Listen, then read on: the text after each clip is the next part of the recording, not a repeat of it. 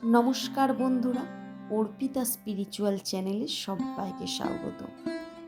বন্ধুরা, এখন চলছে পবিত্র শ্রাবণ মাস। আর এই শ্রাবণ মাস ভগবান মহাদেবের একান্ত প্রিয় মাস, কারণ এই মাস ভগবান শিব ও শম্ভুর জন্ম মাস হিসাবে পরিচিত। তাই এই সময় শিব ও শম্ভুর ভক্তেরা তাকে উজাড় করে ভালোবেসে থাকেন। তারা ভগবান শিবের সাধনায় নিজেদেরকে নিমগ্ন করেন। নানা প্রকার কৃচ্ছ সাধন, নানা ব্রত, শিবের মাথায় জল ঢালা, নানা কষ্ট করে অনেক দূর পাড়ি দিয়ে শিবের মন্দিরে পৌঁছে পুজো দেয়া, অনেক কাজই করে থাকে শিব ভক্তরা।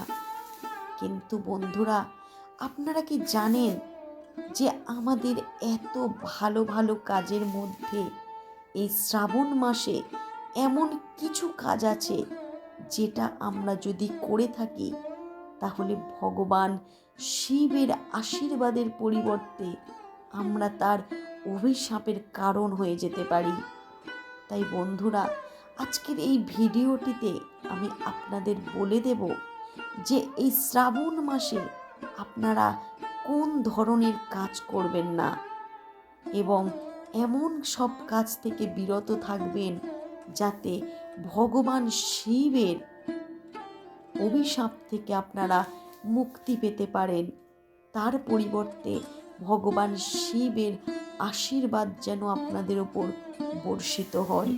তাহলে চলুন শুরু করা যাক আজকের সেই কারণগুলি কি, এই নিয়ে আলোচনা। বন্ধুরা, শ্রাবণ মাসে ভুলেও যে কাজগুলি করা নয়। হিন্দু শাস্ত্র অনুসারে বছরের পঞ্চম মাস হল দেবতাদের অত্যন্ত প্রিয় মাস, অর্থাৎ শ্রাবণ মাস। পুরো মাসটি মহাদেবের পুজোর উদ্দেশ্যে পালন করা হয়। এই মাস জুড়ে শিব শম্ভুর বিশেষ পূজা করা হয়। তবে শ্রাবণ মাসের প্রতিটি সোমবারের আলাদা আলাদা গুরুত্ব রয়েছে। এই মাসে পূর্ণিমাতে শ্রবণ নক্ষত্রটি চাঁদের সহচর্যে থাকে বলে এই মাসের নাম শ্রাবণ। শিব হিন্দু ধর্মের অন্যতম প্রধান দেবতা। ঈশ্বরের সৃজন, পালন ও সংহার, এই ত্রিশক্তি যথাক্রমে ব্রহ্মা, বিষ্ণু ও শিব, এই তিন দেবতা রূপে পরিচিত। ব্রহ্মা সৃষ্টি করেন, বিষ্ণু পালন করেন আর শিব ধ্বংস করেন। বিষ্ণু পুরাণ, লিঙ্গ পুরাণ প্রভৃতি গ্রন্থে শিব স্বয়ং ঈশ্বর রূপে বন্দিত হয়ে আছেন। শ্রাবণের সোমবার শিবের অত্যন্ত প্রিয়। মনে করা হয় সোমবারের উপবাস করলে সমস্ত মনস্কামনা পূর্ণ হয়। শ্রাবণের সোমবার বিশেষ কিছু উপায় করলে শিবের কাছ থেকে পছন্দ মতো আশীর্বাদ পাওয়া যায়। পুরাণ মতে শ্রাবণ মাস হিন্দুদের কাছে অত্যন্ত পবিত্র একটি মাস, যা জ্যোতিষ চর্চা, আধ্যাত্মিক সব দিক থেকেই সমান মাহাত্ম্য রয়েছে। এই মাসে বেশ কিছু নিয়ম আচার রয়েছে। হিন্দুদের বিশ্বাস অনুযায়ী তা করলে যাবতীয় মনস্কামনাগুলি পূর্ণ হয়। হিন্দু মতে এই মাসটি শিবকে উৎসর্গ করা হয়। শ্রাবণ মাসের প্রতি সোমবার শিবের পুজো করার জন্য অধীর আগ্রহ করে থাকেন ভক্তরা। এই মাসে শিবের মন্দিরগুলিতে দলবদ্ধ হয় বা বাড়িতেই শিবের পূজা করে পুণ্য লাভ করার জন্য অপেক্ষা করে থাকেন ভক্তরা। এই পবিত্র মাসে শিবের উপাসনা করা হয়।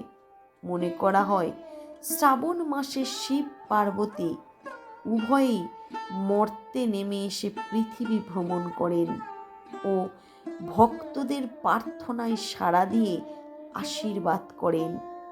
প্রতি সোমবার শিব ভক্তরা উপবাস রাখেন ও বিশ্বাস করেন জীবনের যাবতীয় সমস্যার কাণ্ডারি ও সুখ সমৃদ্ধি অর্জনে সহায়তা করবেন স্বয়ং মহাদেব।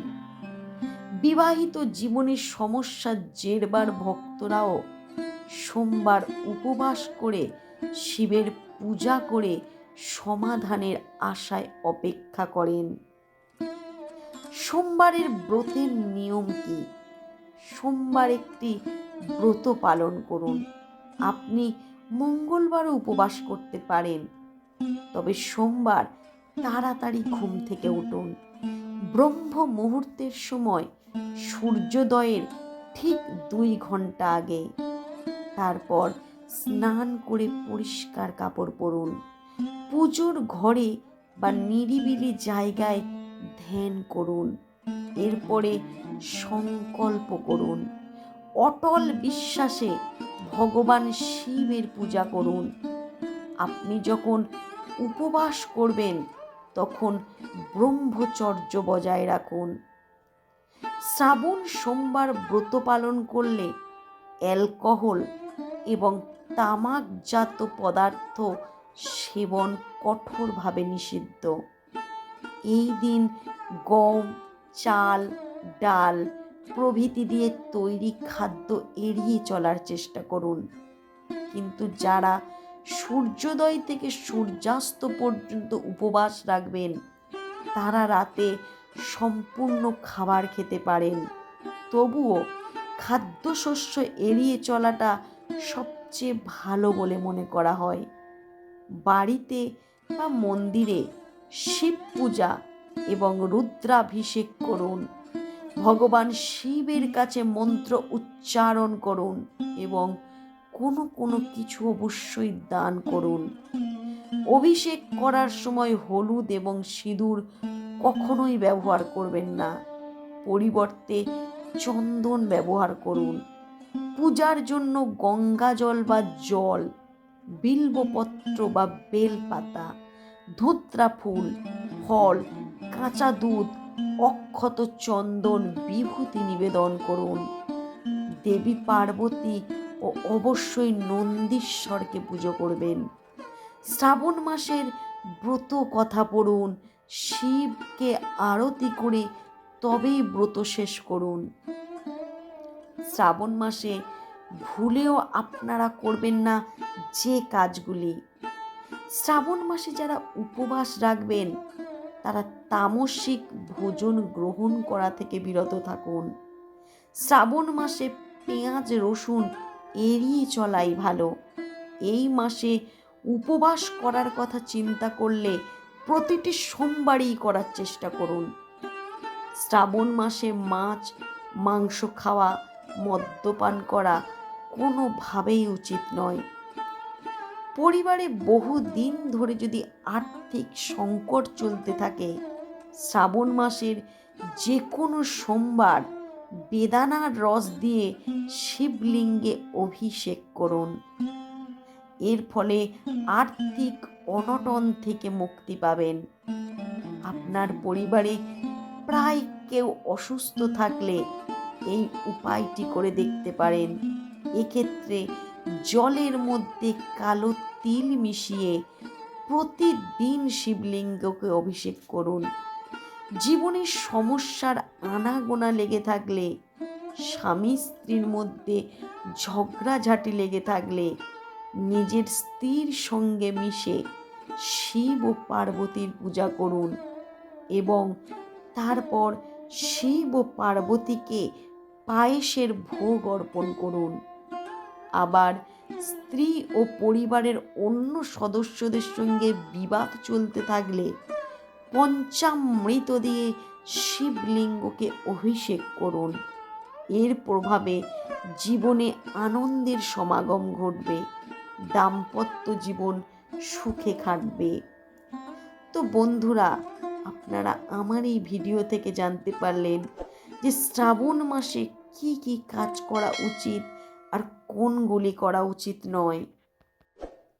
তো বন্ধুরা, আমার এই ভিডিও দেখে আপনারা যদি একটুও উপকৃত হন, তাহলে আমার চ্যানেলটিকে সাবস্ক্রাইব করে এবং বেল নোটিফিকেশানটিকে অন করে রাখুন। আমার চ্যানেলের যাবতীয় মাইথোলজিক্যাল ভিডিও আপনার চ্যানেলে সরাসরি পৌঁছে যাবে। আজকের ভিডিও এই পর্যন্ত। জয় শিব শম্ভু।